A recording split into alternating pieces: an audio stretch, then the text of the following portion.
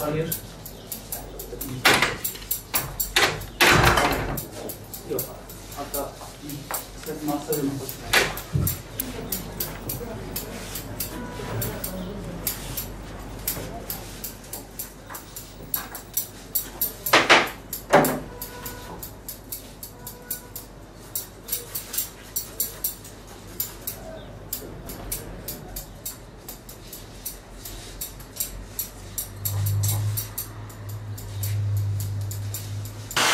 Daha altındaydı.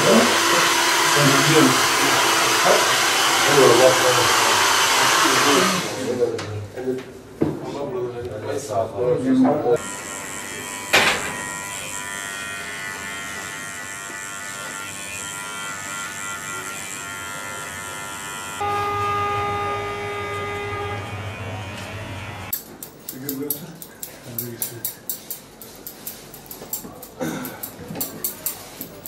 Bu daha güzeldi ha.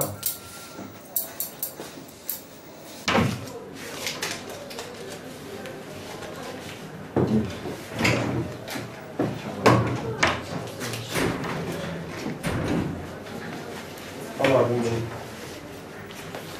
Her şey değiştirme olur. İkimin göz.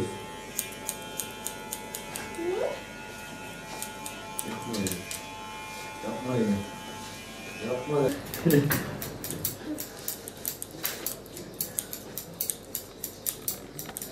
Yok. Araba.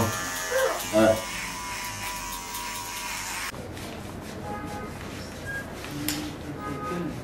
Hı. 21 yıldır yapıyorum bu sanatı, işletiyorum çok şükür elhamdülillah. Bu sanattan ekmek yiyoruz ailesiyle. İşlerimiz biraz tenhaydı, yani Ramazan boyunca tenhaydı. Son 3-4 gün kala tabii yoğunlaşıyoruz her zamanki gibi.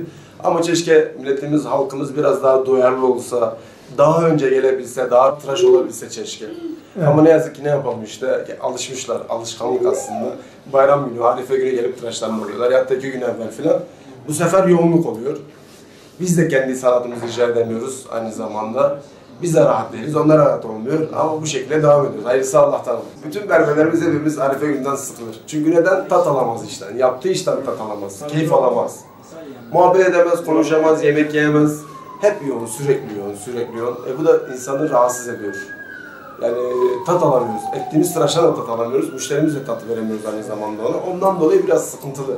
Bence en iyisi 10 gün evvel, bir hafta evvel gelecek, tıraşını olacak, rahat. Saç tıraşını olacak daha doğrusu aslında. Sakal son günde olsa sorun değil ama saç meşakkatli bir iş. Yani emek harcamak lazım o saça. Herkes tıraş yapamaz yani, biraz zor. Yani. Saç tıraşı zor. İslam aleminin Ramazan bayramını kutluyorum. Allah kaza bela vermesin kimseye inşallah. Hayırlı arifeler diyorum, hayırlı bayramlar diyorum herkese. Allah'a emanetin, kendinize çok çok iyi bakın.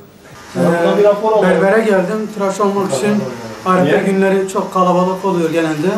Onun için 2-3 gün öncesinde geldik.